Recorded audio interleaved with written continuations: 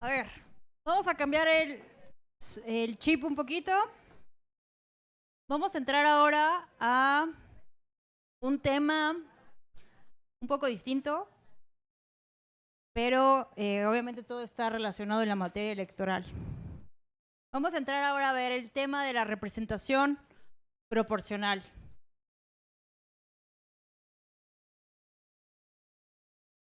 A ver,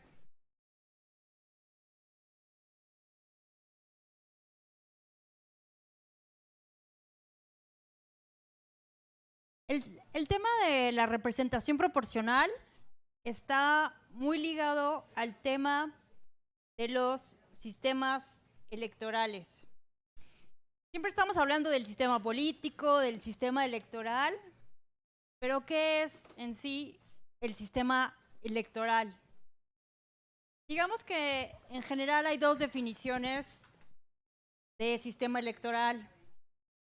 Una definición amplia, que es como todo el conjunto de reglas que definen los procesos de elección de cualquier régimen político, pero también hay una definición específica de lo que es un sistema electoral.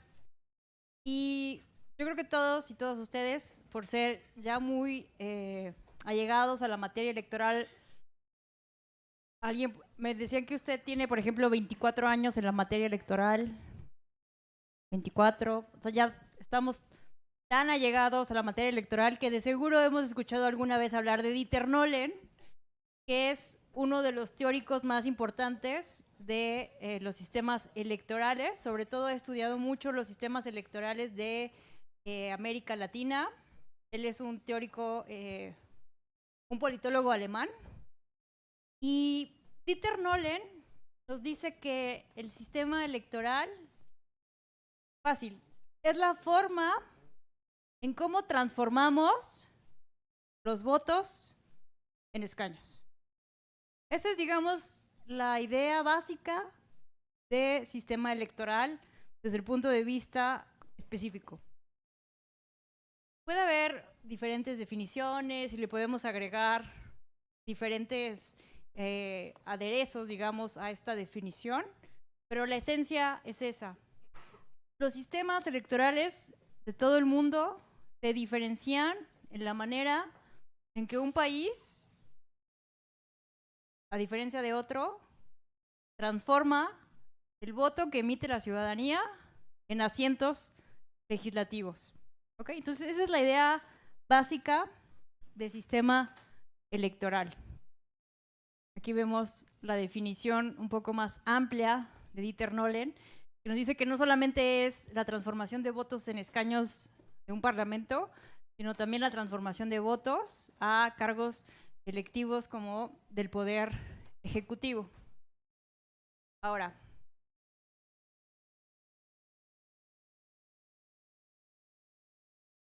¿cuáles son los elementos de todo sistema electoral? En primer lugar, es muy importante, casi no se ve esto, ¿verdad? Bueno, eso que se ve allá de verde fosforescente es la circunscripción. Uno de los principales elementos para entender de qué manera se transforman los votos en escaños es el concepto de la circunscripción o el distrito electoral. Toda elección en el mundo está delimitado en un ámbito geográfico. Entonces, la circunscripción es el ámbito territorial específico donde se lleva a cabo una elección. Puede haber circunscripciones o distritos uninominales. ¿Qué significa eso? Que solamente ese ámbito territorial está compitiendo por un cargo de elección popular. O puede haber circunscripciones plurinominales. ¿Qué significa eso? Que ahí se está compitiendo por diferentes puestos o cargos de elección popular. Entonces, cuando hablamos de circunscripciones plurinominales, de entrada ya sabemos automáticamente que estamos hablando de un ámbito territorial específico donde se está compitiendo por diferentes cargos, más de uno. El tema de las circunscripciones o la delimitación de los distritos históricamente ha sido también objeto de diferentes debates y polémicas. No sé si han escuchado este término de gerrymandering. ¿Qué significa este término de gerrymandering?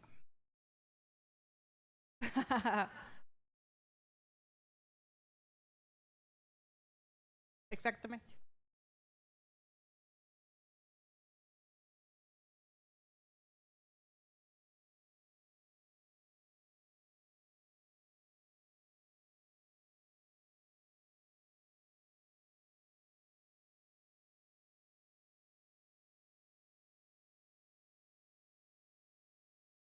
Exactamente, muy bien. Justo esto pasó en Massachusetts. Lleva el término de gerrymandering porque el gobernador tenía este apellido de Jerry, se apellidaba Jerry. Y entonces él buscó, sabía dónde estaban los votos duros, lo favorecían, y entonces quiso establecer la distritación, la forma de una Salamanca, porque todos esos distritos que están arriba, digamos, lo favorecían. Entonces, este fenómeno se ha buscado repetir muchas veces en diferentes partes del mundo, y el estándar internacional o la regla que se sigue ahora para evitar que esto pase es que los distritos electorales o las circunscripciones electorales deben seguir lo más posiblemente formas de polígonos regulares para evitar que se hagan este tipo de cuestiones para favorecer el voto. Entonces, si alguna vez ustedes ven distritos de esta manera, es que ahí hay una cuestión extraña y debemos de desconfiar automáticamente. Los distritos, aquí en Tamaulipas,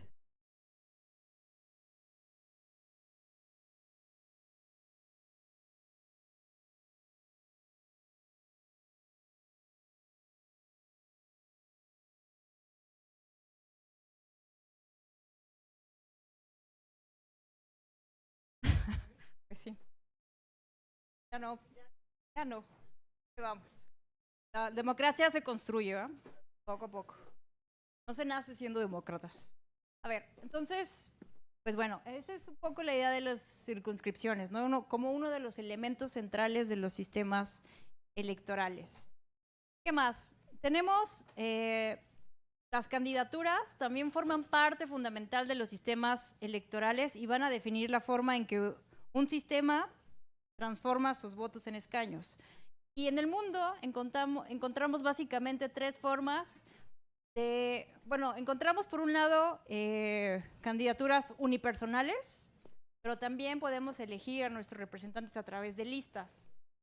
Y estas listas a veces pueden ser listas cerradas, bloqueadas, como es el caso de México, porque para elegir a nuestros diputados, senadores de representación proporcional, votamos una lista previamente presentada por los partidos políticos, pero esa lista está cerrada, no podemos cambiar el orden y está bloqueada. Pero en otros países del mundo hay otra forma en donde se puede votar por estas listas. Hay listas abiertas, semibloqueadas y cerradas no bloqueadas y abiertas no cerradas y bloqueadas. Entonces vamos a ver que la forma en que nosotros aplicamos la representación proporcional no es única en el mundo.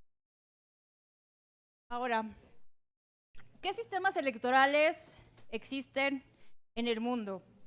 Encontramos principalmente tres formas de sistemas electorales.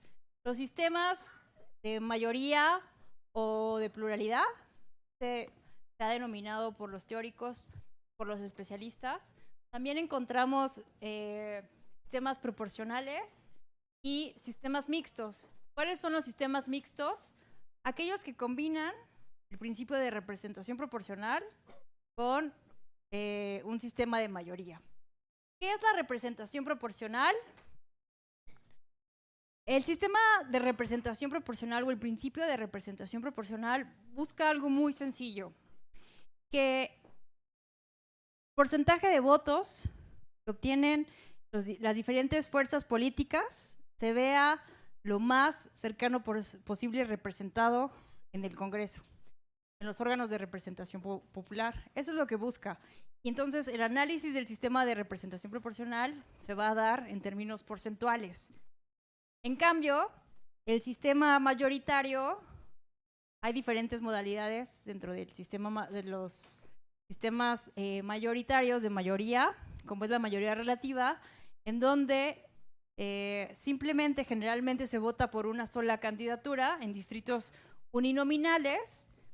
¿Y qué pasa en este caso?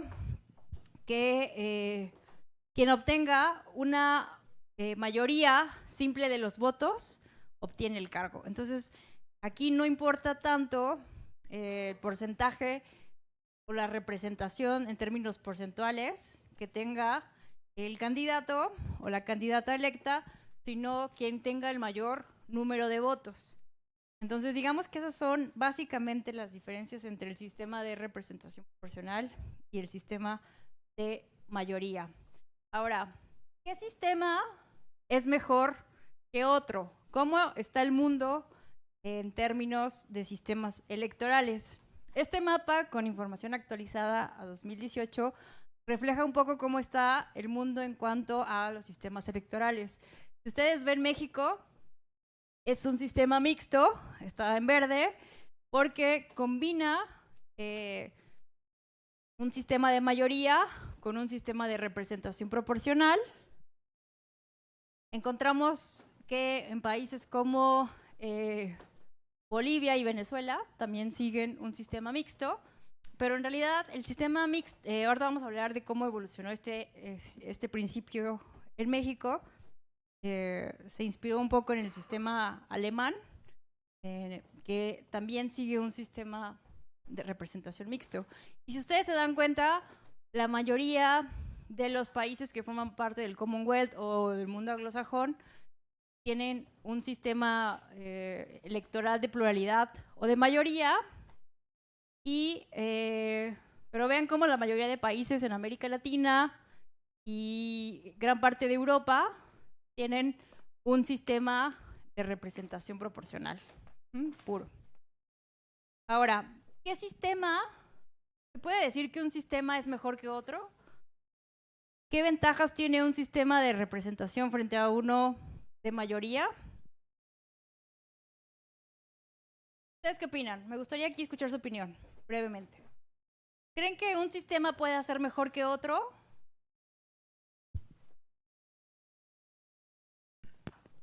A ver, les voy a decir.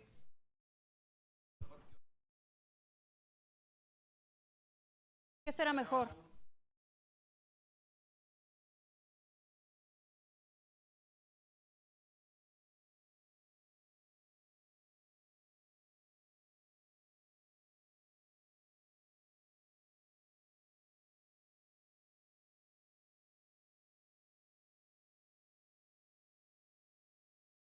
Claro, es muy difícil decir que un sistema electoral es mejor que otro, y obviamente la realidad de cada país es muy diferente y cada contexto es diferente, ¿no? Muchas veces se ha dicho que aquí deberíamos de tener un sistema bipartidista como en Estados Unidos.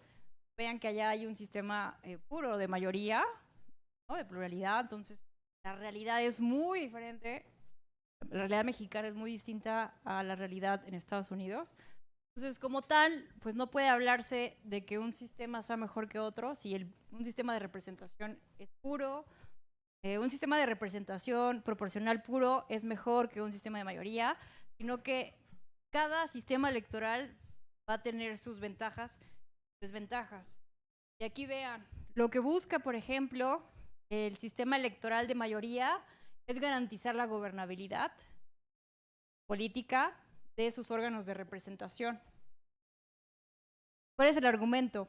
Que, por ejemplo, si sabemos que hay una mayoría en el Congreso, por ejemplo, de Estados Unidos, del Partido Demócrata, ya sabemos, estoy poniendo un ejemplo, ya sabemos que si las cosas van mal, ya sabemos a quién echarle la culpa y al siguiente periodo legislativo evaluarlo y castigarlo y sacarlo. pero sabemos que es una mayoría legislativa específica que es la que está tomando las decisiones legislativas concretas. Eso es un poco lo que se busca beneficiar de los sistemas de mayoría o de pluralidad. En cambio, los sistemas de representación proporcional buscan integrar todas las fuerzas políticas, todas las voces en el Congreso, de la forma que más se parezca a la realidad política de una circunscripción electoral, de una demarcación territorial específica. Entonces, lo que busca la representación proporcional es eso, la proporcionalidad, incluir todas las voces. Pero, ¿cuáles serán las desventajas de los sistemas de representación proporcional pura? Pues que muchas veces, al no haber mayorías fuertes, pues para llegar a acuerdos, a decisiones políticas, legislativas, pues se lleva un proceso de negociación mucho más complejos. A veces están muy polarizadas, digamos, las voces en los parlamentos y es muy difícil llegar a acuerdos. Entonces, a veces en los sistemas de representación proporcional, si bien escuchamos todas las voces, a veces esas voces están muy divididas y hace más difícil la negociación política. Y a veces no sabemos a quién echarle la culpa de las decisiones que se toman en el Parlamento, en las asambleas legislativas, en los órganos de representación. Entonces, pues, por eso algunos consideran que tiene muchas ventajas un sistema mixto, porque aseguramos cierta gobernabilidad del sistema de mayoría, para que existan mayorías legislativas en el Congreso y se puedan hacer políticas públicas y tomar decisiones específicas, pero también garantizamos la pluralidad en los congresos. Y vamos a recordar que particularmente en México, la introducción del principio de representación proporcional fue fundamental para transitar a la democracia en este país. Y ahorita vamos a repasar brevemente por qué. Bueno, aquí están las ventajas y las desventajas. Vean, ya dijimos que las ventajas del sistema de representación proporcional evitan los resultados poco proporcionales, incentivan acuerdos o relaciones entre grupos partidarios para la conformación de listas de partido, impiden el voto elevado de votos no útiles. ¿Qué es esto? Pues que si 20% de la población votó por el Partido Morado, que ese 20% se vea representado en el Congreso, que tenga esa voz el Partido Morado en el Congreso. Porque en los sistemas de mayoría, quien gana, pues se lleva todo, y quien pierde, pierde todo. No tiene una voz, digamos, garantizada en el Congreso, porque simplemente la mayoría de votos es lo que decide. Entonces, muchos votos se vuelven, digamos, inútiles o no útiles dentro del sistema electoral. ¿Qué más? Limitan la formación de bastiones regionales debido a que se compensa a los partidos minoritarios con cierta proporción de escaños, propician la continuidad de proyectos y estabilidad de políticas públicas a partir del consenso de varias fuerzas políticas y no solo del partido mayoritario. Muchos sostienen que a través del sistema de representación proporcional nos enseñamos a dialogar en una democracia. Nos obligamos, queramos o no, a consensar, a tomar acuerdos, a discutir, porque en el sistema de mayoría se toma la decisión y es la oposición, ya, no hay más.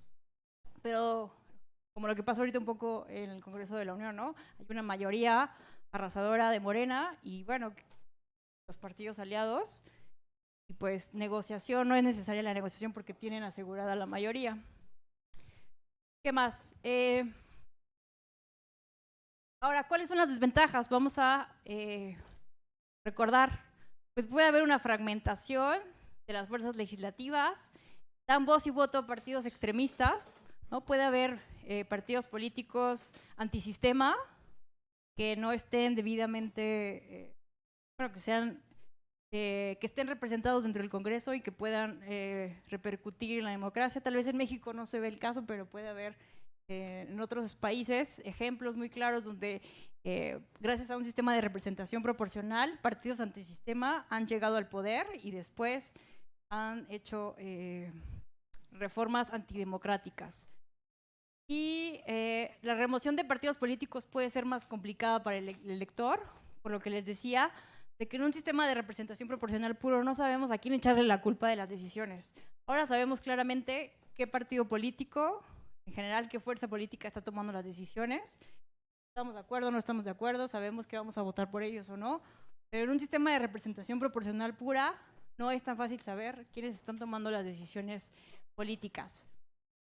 Y pueden ser difícil para la comprensión de la ciudadanía unos sistemas electorales de representación pura. A ver, vamos ahora a ver el caso de México. Les decía que en muchos sistemas electorales funciona de diferente manera el sistema electoral y puede tener ventajas y desventajas para la realidad política de cada estado-nación, de cada sistema electoral. Pero en México, lo que sí es un hecho y hay consenso en la academia es que la transición México a la democracia, los intelectuales están de acuerdo en que el año clave para que nosotros empezáramos a transitar a la democracia fue en 1977, que fue la fecha en la que se hizo la reforma, se creó la LOPE, ¿se acuerdan de esta tradicional LOPE? Y se introdujo por primera vez 100 diputados de representación proporcional a nuestro sistema. Antes de eso, recordemos que el PRI tenía un control, digamos, absoluto del Congreso, de ambas cámaras en el ámbito federal. Y antes del 63 no había, digamos, diputados de oposición prácticamente. No había ninguna medida legislativa para que pudiera acceder la oposición al Congreso de la Unión. Todo el Congreso de la Unión estaba conformado por el partido hegemónico que en esos años, por más de 70 años, fue el PRI.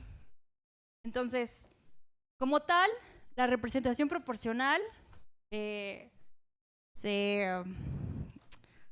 introduce en 1977, pero había ya un antecedente en el 63 con los diputados de partido, que en el 72 se reformó la ley electoral para que fueran 5 diputados de partido opositores. ¿Y por qué se dio esto? Pues Soledad Loaesa, por ejemplo, habla de un fenómeno particular del sistema electoral mexicano, que es el gradualismo político de nuestro sistema. Poco a poco, las demandas de mayor participación política, tanto de la oposición, de los partidos opositores al PRI, y las demandas estudiantiles, ¿no? Los terribles sucesos que vivimos en el país, ¿no? En el 68, y las mayores demandas de participación y apertura del sistema, porque era un sistema bastante autoritario, centralista. Pues todas estas demandas fueron ocasionando que de forma gradual se liberara el sistema a través de la concesión de diferentes reformas electorales. Es decir, los ideólogos de nuestro sistema político fueron pensando en reformas como válvulas de escape que poco a poco fueran permitiendo mayor participación política. Pero como ustedes pueden ver, nunca fue una concesión abierta de entrada, sino que fueron pequeñas reformas que fueron poco a poco liberalizando el sistema político, que antes era bastante cerrado y hegemónico. Entonces, por eso se considera que la introducción en el 77 de esta reforma que introduce la representación proporcional, imagínense, 100 diputados de representación proporcional, fue una cuestión histórica porque ya había una voz opositora importante en el Congreso de la Unión. No fue, si bien hasta el 97, como les decía, cuando el PRI pierde por primera vez la mayoría en la Cámara de Diputados, pero esto poco a poco fue contribuyendo al gradualismo político que les vengo hablando para que poco a poco el sistema se fuera liberalizando y empezáramos esta llamada transición. Si ya estamos en una democracia consolidada, ahí no estamos tan de acuerdo. Muchos consideran que este proceso de transición aún no ha terminado, algunos consideran que ya, pero necesitamos perfeccionarla. Bueno, aquí no hay un debate terminado y depende de la postura teórica. Si pensamos que tenemos una democracia minimalista, podemos decir que que somos un país democrático, y así nos han calificado los organismos internacionales que evalúan a los países libres. Somos un país democrático, pero hay quienes lo analizan, lo estudian desde la óptica de la democracia sustantiva, y desde ese punto de vista aún no estamos en una democracia consolidada. Pero bueno, independientemente de la postura teórica que adoptemos, sí hay cierto consenso en que la representación proporcional es muy importante en nuestro sistema porque permitió la alternancia del poder político en las cámaras, en la Cámara de Diputados y en la Cámara de Senadores. Bueno, ya no les acabé de decir, pero aquí se puede ver, es que no se ve, ¿verdad? ¿Sí se ve? Es que yo estoy ciega. Yo de verdad, se los juro, no veo. Estoy aquí y no veo.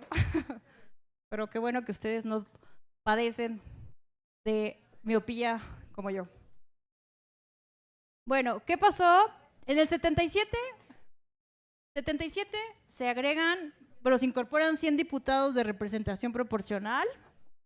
En el 86 se agregan exactamente otros 100, ahí vamos poco a poco. Había tensión, concedemos un poco, hacemos una reforma. Había demanda de mayor participación, otra reforma, ¿no? Y bueno, todo eso es consecuencia, todos recordamos, ¿no? Cuando se cayó el sistema, la llamada caída del sistema en el 88, se crea el IFE, y así hemos ido avanzando como de ensayo y error. Así ha sido nuestra transición democrática. ¿Y qué más? En el 93 se hace un ajuste de las fórmulas porque no estaba, digamos, tan proporcional la fórmula que seguíamos para convertir los escaños en curules. En el 96 se introducen las senadurías de representación proporcional, hasta el 96, vean. Y de manera relevante en 2014 se introducen los límites de sub y sobre representación proporcional, que ahorita vamos a ver qué significa esto. Bueno, creo que esto ya todo el mundo lo sabe, no merece tanto que nos detengamos, pero a ver, rápidamente, pregunta de examen. ¿Cuántos diputados de representación proporcional ¿cuántos diputados eligen por el principio de representación proporcional en México? Muy bien. ¿Y de senadores? Muy bien, 32. A ver.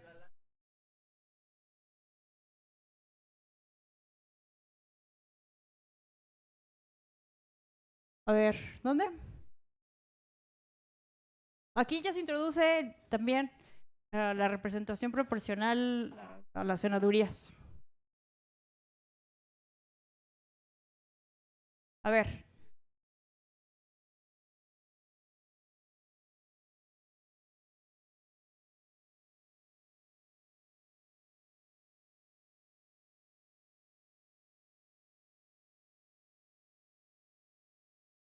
Sí, perdón, es que aquí no ocupo para meter todos los cambios. Eso fue años antes. Sí, pero en el 96 fue cuando se introdujo. Perdón, no pude, es que aquí como es muy pequeño este formatito de las infografías, no cabe todas las fechas, pero es en el 96 cuando se introduce la representación proporcional a las senadurías. Ok, ahora ¿cómo se elige el Senado? 50%. ¿Cuántos son en total senadores? Entonces, el 50% se eligen de mayoría. El 25%, exacto, y el 25% de representación proporcional. Hasta ahí no hay ningún problema, ¿verdad? Pero ahora, ¿cómo se lleva a cabo el ejercicio de la fórmula?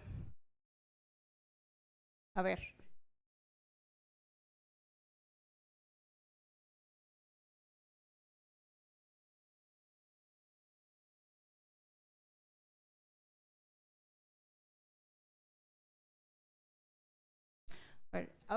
Vamos hoy a hablar específicamente de la representación proporcional.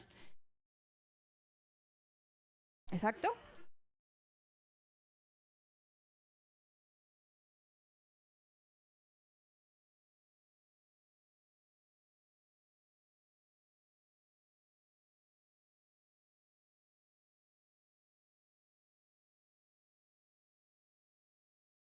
Y eso siempre ha sido el debate.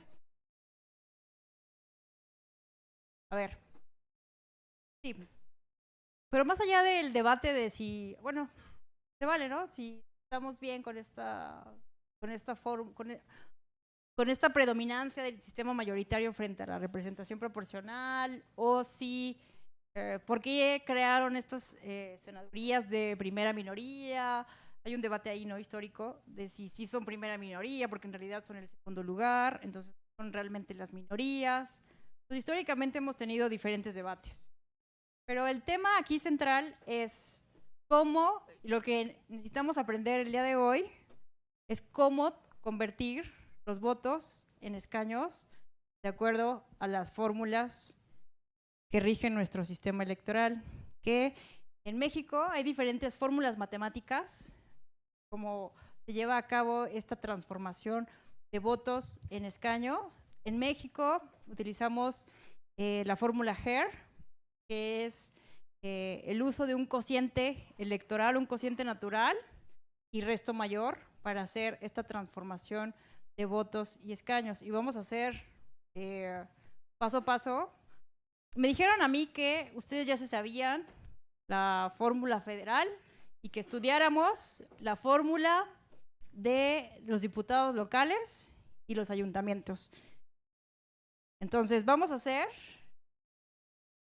Espero que hayan traído su computadora con un Excel. Espero que traigan sus Exceles para hacer las fórmulas. Vamos a ver muy brevemente cómo se hace la asignación vamos a ver cómo se hizo la asignación paso a paso. Van a ver que es más sencillo de lo que parece. Seguramente muchos de ustedes ya saben hacerlo porque llevan muchos años más en la materia que yo. Pero vamos a ver, para que esto lo dominen y cuando venga la siguiente asignación, ustedes sean los expertazos para que puedan hacer esta asignación y no les revoque nada la Sala Superior del Tribunal Electoral. Vi que, por ejemplo, el ejercicio que hicieron aquí en Tamaulipas para la asignación de escaños de RP en el Congreso fue confirmado exitosamente por la Sala Superior. Entonces, los felicito. Pero la de ayuntamientos o algunas regidorías, pues obviamente es muy complicado porque hay muchos criterios. Incluso no tienen el voto mayoritario de los magistrados de la Sala Superior. Sí.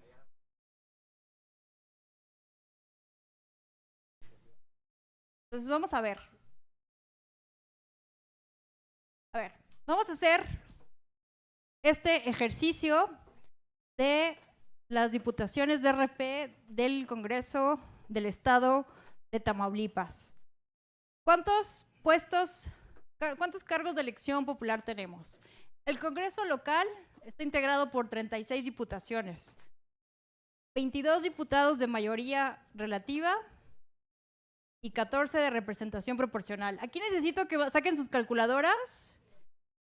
Va a haber puntos extras para quien conteste y me ayude a resolver los porcentajes.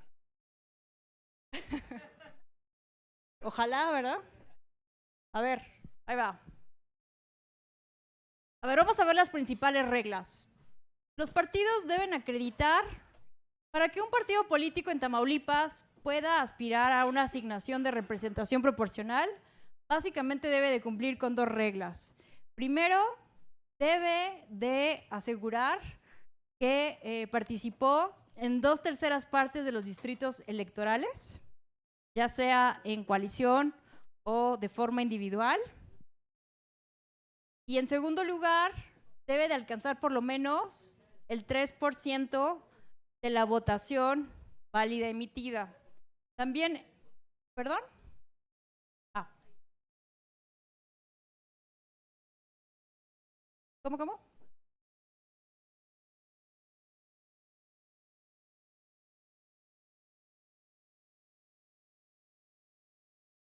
¿Ah, sí?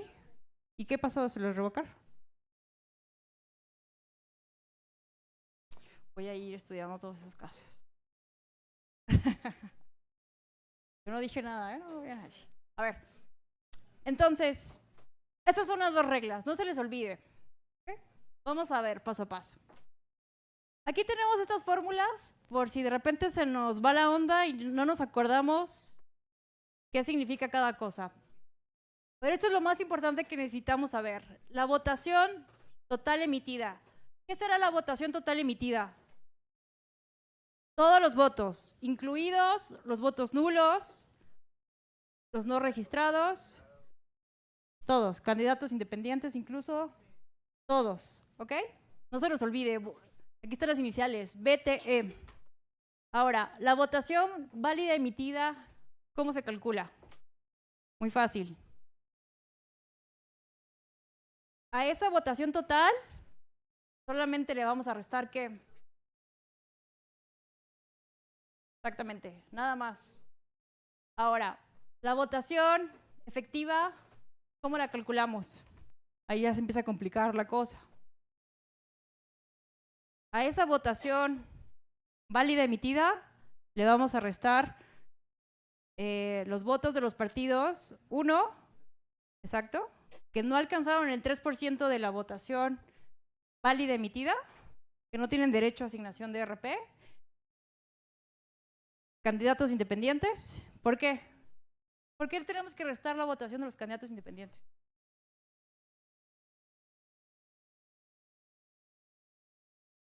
Exacto. Porque no tienen derecho a asignación de diputaciones de RP, a diferencia de las regidurías de representación proporcional. Y hay una jurisprudencia que señala que es obligatorio, es un derecho constitucional. Exacto. Muy bien. Entonces, y la votación ajustada va a ser la votación que vamos a ir sacando después de cada asignación para sacar los cocientes electorales y las votaciones utilizadas. Ahorita parece un poco abstracto y complejo, pero vamos a ver que es muy sencillo, paso a paso. Vean, a ver, estos fueron los resultados de la elección de 2017 y 2018 que ustedes conocen mejor que yo. Ustedes votaron por estos resultados, ¿ok? Aquí está la elección de Tamaulipas de 2017 y 2018. Ahora, ¿quién tiene una calculadora rápidamente que me diga cuál es la votación válida emitida?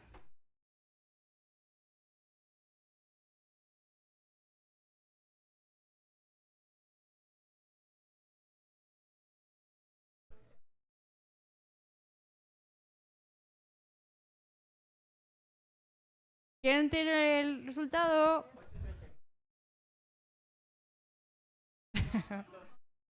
No los veo, o sea, todos tienen teléfonos inteligentes.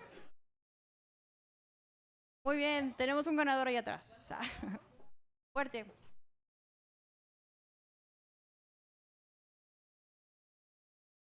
¿Qué restaste? A ver. ¿Qué restaste? A ver.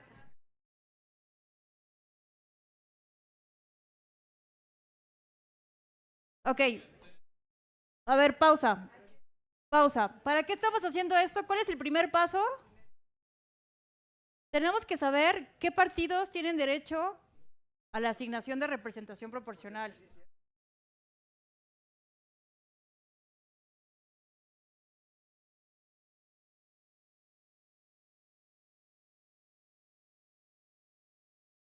Exacto. Muy bien. No. A ver, Por eso aquí hay muchas...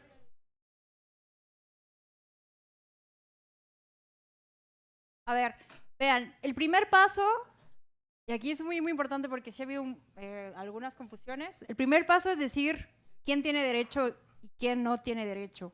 Y la Suprema Corte de Justicia de la Nación ha dicho que esta primera votación válida, emitida, es una forma de votación depurada que nos ayuda a ver qué partidos...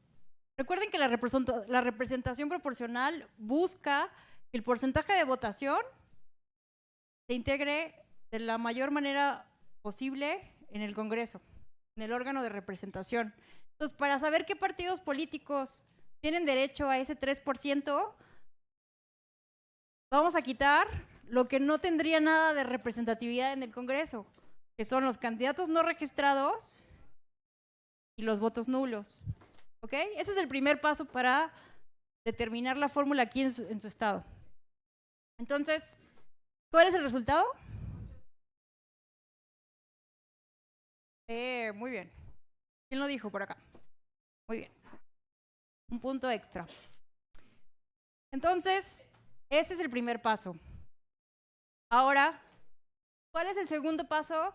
Necesitamos saber qué partidos políticos no cumplen con el 3% de esta votación válida emitida. ¿Qué partidos no alcanzan ese 3% de la votación válida emitida?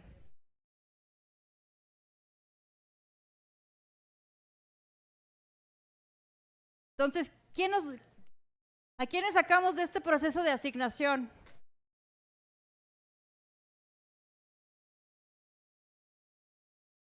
Exacto. Se van, ¿ok? Vámonos. Como un dato preliminar, pongan atención, el PAN obtuvo 21 diputaciones de mayoría relativa. Y hay una regla que dice que en su estado hay una regla de que el partido que alcance, como máximo, un partido no puede tener más de 22 diputaciones en todo el Congreso. Por ambos principios, exactamente. Por cláusula de gobernabilidad. Entonces, ya tenemos a qué partidos no vamos a asignar. Hasta aquí muy fácil, ¿no? No está tan difícil. Si lo hacemos paso por paso. Ahora, entonces ya tenemos a los partidos políticos que sí tienen derecho, ¿no? Y entonces, su legislación, la ley electoral de Tamaulipas, dice que esos partidos que alcanzan el 3% de la votación válida emitida tienen derecho a una diputación en automático de representación proporcional. Entonces, ese va a ser el primer paso, la primera asignación. Entonces, ¿cuántas diputaciones de representación proporcional teníamos por repartir? ¿Y cuántas repartimos ahora? ¿Cuántos nos quedan? Muy bien. Aquí es como la canción de los perritos, ¿no? Ahí vamos repartiendo. Creo que lo mío no son los chistes, pero... A ver. Como Darío, ¿verdad? Es muy simpático él. Y él sí hace chistes muy buenos. A ver. Entonces, ya tenemos 4 asignadas. Ahora, ¿cuál es el siguiente paso?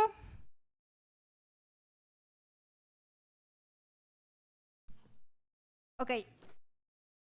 Teníamos 14, asignamos 4, se llama asignación directa, nos quedan 10.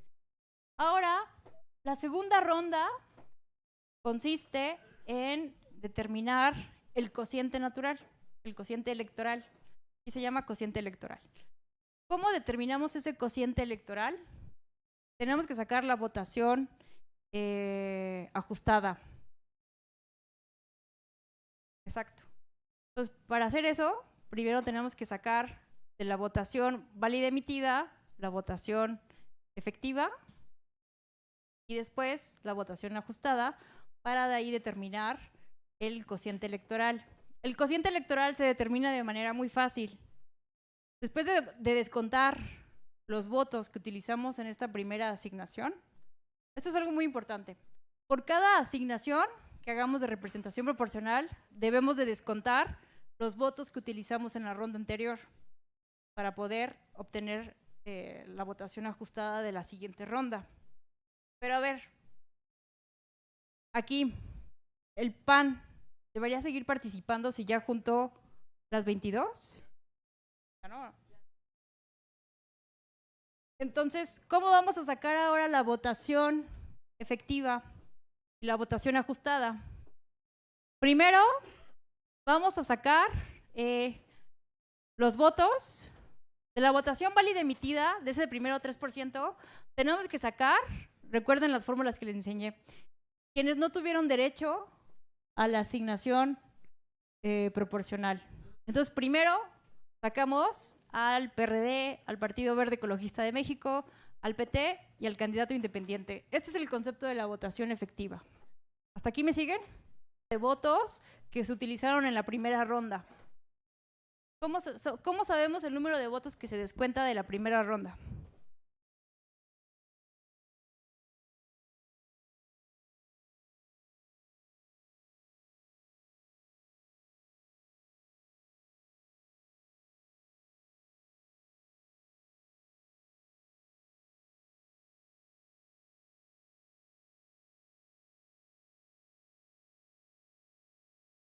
Excelente.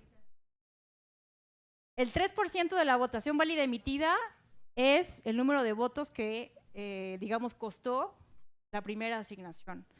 A cada partido que le dimos, ese 25,133 votos costó.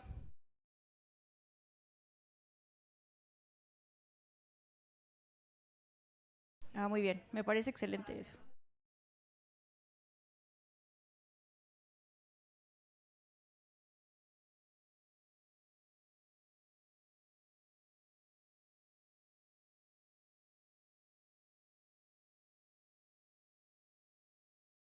Que es el número que está aquí. Ahí está. ¿Sí? ¿Hasta aquí vamos bien? ¿Alguna duda? Entonces, exacto. Exacto. Entonces, ¿qué tenemos que hacer en este paso para el cociente? Primero, la votación efectiva. Quitamos los votos de los candidatos independientes, de los partidos que no alcanzaron el 3%, los votos utilizados, ¿y qué más? Los votos del PAN, porque el PAN ya no va a participar en la siguiente ronda. ¿Ok? Porque ya tiene las 22 diputaciones de mayoría relativa y de representación proporcional que pone como límite la ley. Entonces ya no va a seguir en esta repartición. ¿Okay? Ahora, entonces, la votación ajustada nos quedó en 287,692. Ahora, ¿cómo sacamos el cociente?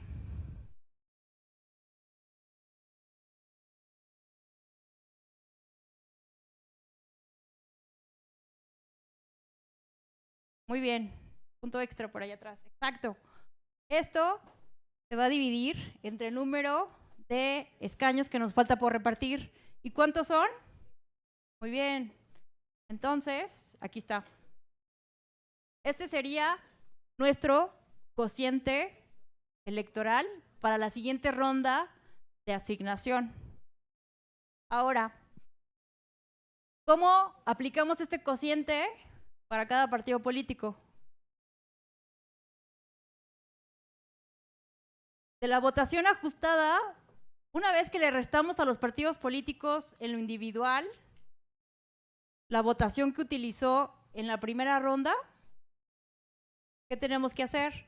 Le aplicamos el cociente y el número de veces que quepa el cociente es el número de los escaños a los que tiene derecho. ¿Ok?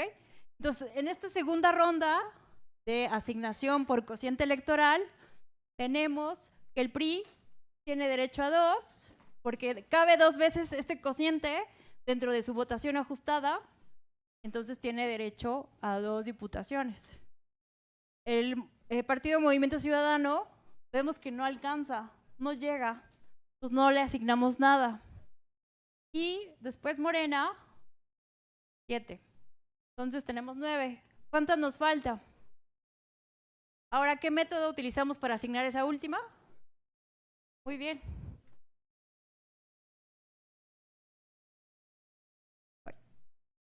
No aprendo. Ah, no iba bien, ¿verdad? Me perdí.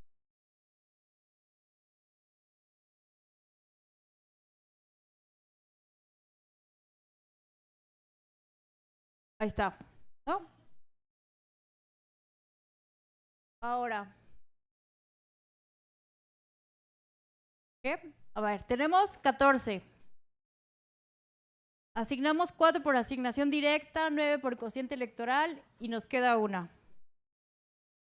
Ahora, ¿qué sigue? Resto mayor remanente. ¿Cómo lo calculamos? Simplemente volvemos a restar los votos utilizados de la ronda anterior y determinamos qué partido político tiene el resto mayor.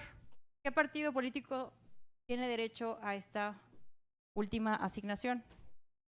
Exactamente. Y ya, aquí tenemos que esta sería nuestra asignación. El PAN 22, el PRI 3, Movimiento Ciudadano 1 y Morena 10. En total, 36. ¿Qué paso sigue? ¿Ya se acabó? ¿Ya estamos del otro lado? ¿Qué sigue? Exactamente. Siguen los límites de sub y sobre representación. ¿Cómo los calculamos estos límites de sobre y subrepresentación? ¿Cómo podemos calcular el grado de representatividad de un curul del Congreso de Tamaulipas? Es muy fácil. Si tenemos 36 curules, vamos a hacerlo, convertirlo en fracción 1 entre 36 y con eso calculamos el grado de representatividad de un curul del Congreso de Tamaulipas. Pues lo podemos hacer así o también podemos calcular de la votación efectiva. Calculamos, recordemos la regla, ningún partido puede tener, rebasar, estar por encima del 8% ni por debajo del 8% de esta votación efectiva. La votación efectiva, recuerden que es aquella en donde descontamos los candidatos independientes, los nulos, los registrados, los que no tienen derecho y el PAN, en este caso. Ok, entonces. No, en este no, perdón, esa sería la ajustada. Muchas gracias por la corrección. Entonces, ya tenemos aquí el porcentaje de la votación efectiva y entonces calculamos conforme a la totalidad de las diputaciones de mayoría y representación proporcional, cuál es el porcentaje de representación que tiene en el Congreso. Simplemente le sumamos 8 y le restamos 8 puntos porcentuales y vemos si se encuentra sub o sobre representado. En este caso, ¿alguno se encuentra fuera de los límites constitucionales?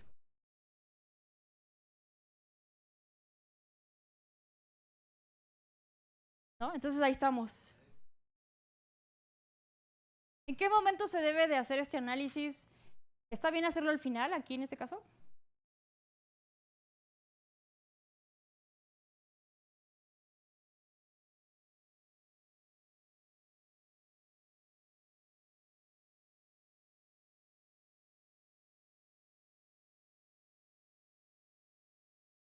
Así es. Lo que pasa es que como no está establecido aquí en la legislación de Tamaulipas específicamente, cuando eso pasa ha sido criterio que se debe hacer en cada ronda de representación proporcional.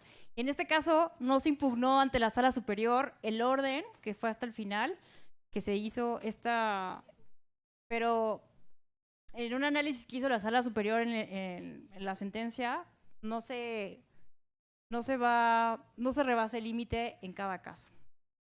Ahora, ¿cuál es el paso final? Necesitamos analizar si se cumple la paridad en la integración del Congreso. Aquí está el debate otra vez. ¿Se cumple o no se cumple con el principio de paridad? ¿Sí? Muy bien. Pues sí, el criterio de la sala superior es que sí se cumple, por lo que les digo, que es una acción afirmativa que se está utilizando en favor de las mujeres, no puede perjudicar a las mujeres, porque lo que se busca es que más mujeres participen activamente y efectivamente en la política. Entonces, aquí el agravio de que se incumplía con el principio de paridad se consideró infundado por parte de la sala superior. Entonces, así se aprobó. Se confirmó la asignación que hizo aquí el OPLE de Tamaulipas. El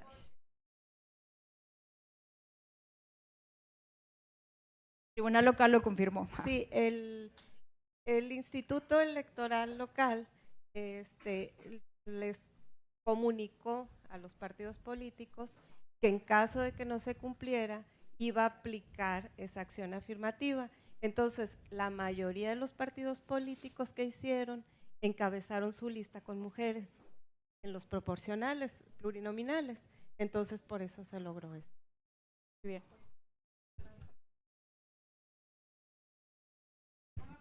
Sí.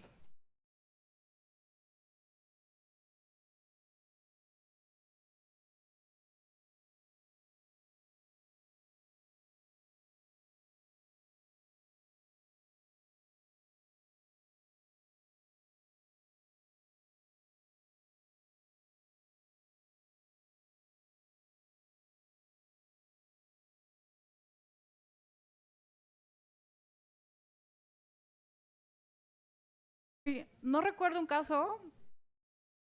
Veo muy difícil que pueda suceder. Ha habido otros supuestos, pero ese no recuerdo algún caso, pero voy a investigar y no creo. La verdad es que es muy difícil porque la votación pues es muy distinta de partido a partido. Ya sería muy mala suerte para hacer un ejercicio de ponderación.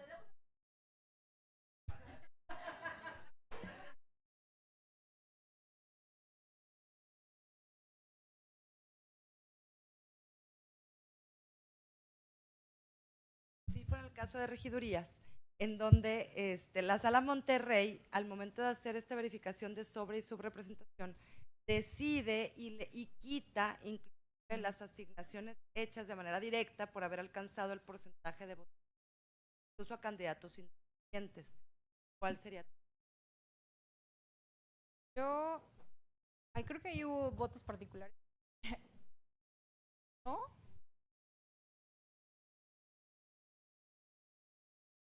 A ver, ¿cómo fue el caso? ¿Hubo? Bueno, al momento que hacen la verificación de sobre y subrepresentación por momentos, determinan que desde la asignación directa hay una sobrerepresentación y entonces deciden quitar esa asignación, esa primer regiduría, digamos, de RP por asignación directa, por haber alcanzado el umbral mínimo, y deciden quitársela, incluso, estaban en ese supuesto, candidatos independientes. Si mal no recuerdo, también había otro partido político, Sí. no recuerdo ahorita cuál era, pero el punto es que a mí bueno, yo no estoy a favor, no estoy de acuerdo con ese criterio. Me parece que la asignación directa por alcanzar el umbral mínimo tiene una función y es precisamente esa pluralidad, el establecer los límites de sobre y subrepresentación para tratar de que esté lo más proporcional posible al porcentaje de votación. Me parece correcto, pero creo que la primera ronda de asignación lo que hace es eso, que los partidos políticos o los candidatos independientes con una cierta votación que se alcance, que determine el legislador local, tengan derecho a esa asignación, y me parece que no, a mí no, sí, bueno, no estoy de acuerdo en el criterio de que se haya… Yo tampoco estoy de acuerdo. Y si bien hay una jurisprudencia del Tribunal Electoral que dice que la verificación de los límites de sobre representación se debe de hacer en todos los casos para las regidurías de representación proporcional, coincido aquí con el magistrado Felipe de la Mata y Reyes Rodríguez y Yanino Tálora de que esa jurisprudencia debería de terminarse, porque parece que este análisis de los límites de sobre representación y subrepresentación está diseñada para órganos legislativos, no para los ayuntamientos. Porque, de mi perspectiva, de acuerdo a la literatura del tema, especialistas en representación proporcional, los ayuntamientos no tienen la misma naturaleza de los órganos legislativos, en primer lugar, y esas reglas buscan que estén todas las voces en el Congreso. En cambio, un ayuntamiento son muy poquitos las regidurías de representación proporcional, y todavía analizar y quitar, hacer estas modificaciones, a mí sí me parece que va en contra de muchas de las reglas que persiguen o principios que sigue la representación proporcional. Esperemos que el criterio se modifique pronto, porque sí ha habido muchos casos como los que usted menciona. Sí. Pero bueno, es voto minoritario todavía. Ok. Ahora, ¿cómo vamos con el tiempo? Ya se acabó. Vamos a hacer rápidamente, ya no lo vamos a hacer tan lento, solamente vamos a hacer la panorámica para que veamos las diferencias básicas entre la asignación de los diputados. Rápido, no vamos a detenernos, ya nos vamos. A ver, traje este ejemplo del municipio de Altamira, porque este caso sí tuvo mayor conflicto interpretativo. En este municipio tenemos una presidencia municipal, 2 sindicaturas y 14 regidurías de mayoría relativa, así como 7 regidurías de representación proporcional. Vean aquí, a diferencia del Congreso, en las regidurías se necesita el 1.5% para tener derecho a la asignación de escaños de representación proporcional. ¿Aquí qué pasó? Aquí pasó algo muy interesante y por eso se impugnó, y aquí no se confirmó el criterio de, no sé si del tribunal local, pero no se confirmó la asignación primigenia del instituto local. ¿Por qué? Aquí hubo algo, y también hubo votos, fue decisión mayoritaria, no estuvieron de acuerdo los magistrados, pero aquí lo que pasó es que el PT y Morena no presentaron listas individuales para de representación proporcional en Altamira. Entonces, el criterio que se adoptó, la interpretación, es que aquí en el estado de Tamaulipas se pueden presentar listas por coaliciones o por partidos políticos de forma individual para las regidurías de representación proporcional. Entonces, ¿cómo? Exacto. Aquí, en Ciudad Victoria.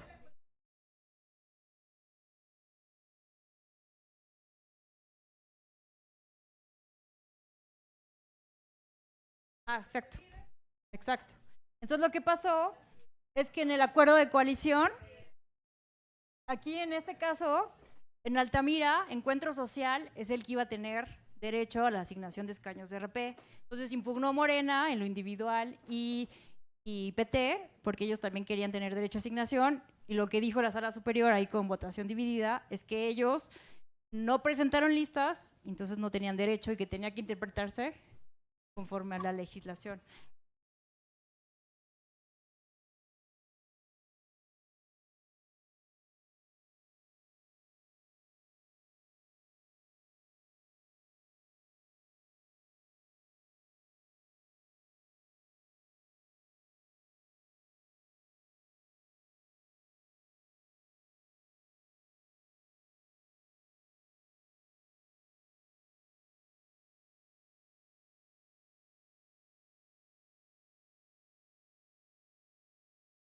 Sí, y aquí lo que se tomó en cuenta fue exactamente lo que mencionan de este lado, que el acuerdo de coalición decía que en este caso en el municipio de Altamira iba a ser el PES. Entonces lo que hizo la Sala Superior fue, creo que revocó la decisión de la Sala Monterrey, fue precisamente tomar el convenio de coalición y tomar la planilla registrada para mayoría relativa como si fuera la lista de representación proporcional. Pero sí hubo voto particular aquí también de Reyes, de Felipe de la Mata y Otalora, porque tampoco están de acuerdo, porque no es una obligación como exactamente lo dice la magistrada. Muy bien, entonces vamos a hacerlo más rápido y ya nos vamos. Rápidamente. Entonces, ¿qué tenemos aquí? Esta fue la votación total. Igual que en el caso de las diputaciones, tenemos que saber quiénes tienen el 1.5%. Lo calculamos y vemos que también quienes tienen este 1.5% menos Morena, que no tuvieron derecho, los partidos que no tuvieron derecho, alcanzaron el PRI, el PES y el Partido Verde Ecologista de México una regiduría de representación proporcional de forma directa.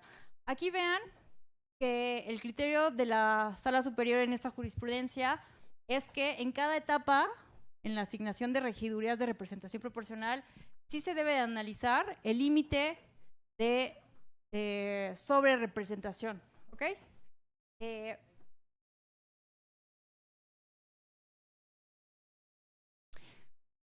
Necesitamos ver forzosamente en cada etapa de la asignación de regidurías de representación proporcional si un partido excede los límites, pero los límites de subrepresentación se hace hasta el final, ¿ok? Bueno, entonces, ¿qué tenemos aquí? Que ya que tenemos la votación efectiva, ya tenemos la primera ronda de asignación, igualmente vamos a analizar así aquí en cada ronda forzosamente los límites de sobre y de subrepresentación. Aquí nada más vamos a ver, como les dije, solamente la sobrerepresentación. En esta primera ronda nadie estuvo fuera de los límites. Ahora restamos la votación utilizada en la primera ronda. Usamos este concepto de votación municipal relativa.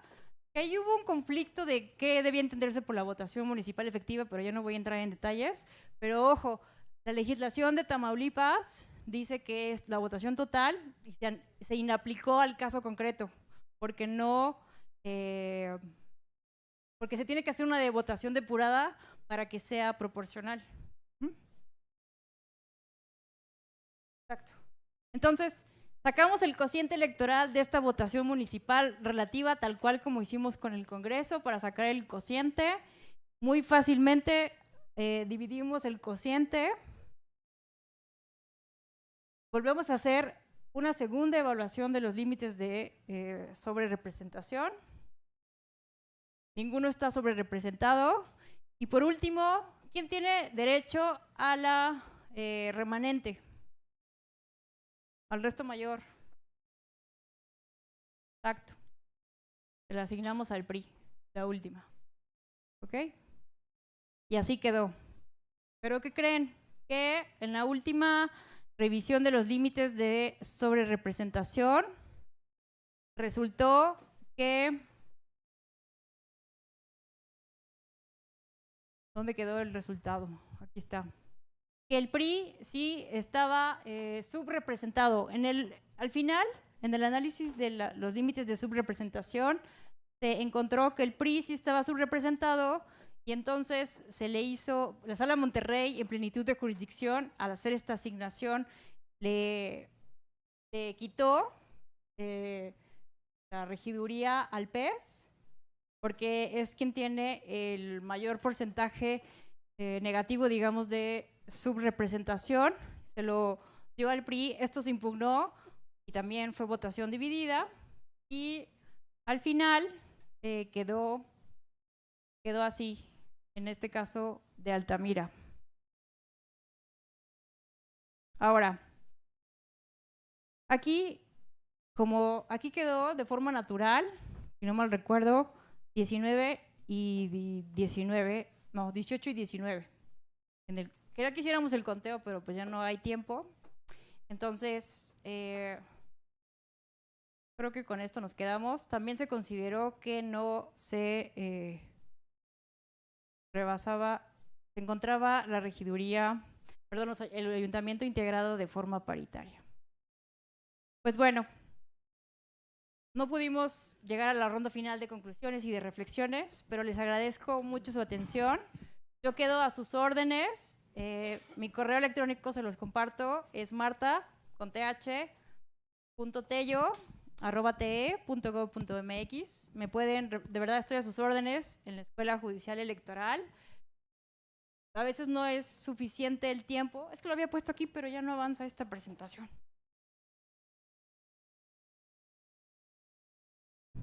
Bueno, estoy a sus órdenes en la Escuela Judicial Electoral. A veces no es suficiente el tiempo para poder abordar todo lo que quisiéramos, pero de verdad los invito a que sigan, que concluyan con éxito este diplomado y que se inscriban de verdad a los cursos, a la oferta académica de la Escuela Judicial Electoral. Están abiertos para todo el público y también tenemos diferentes programas de maestría y doctorado. Entonces, tenemos también muchos cursos. Tenemos un curso específico virtual de representación proporcional, donde pueden profundizar y hacer ejercicios ya más específicos para que practiquen. Entonces, pues muchas gracias por su atención. No sé si tengan un comentario final o alguna pregunta para cerrar esta clase. Muchas gracias.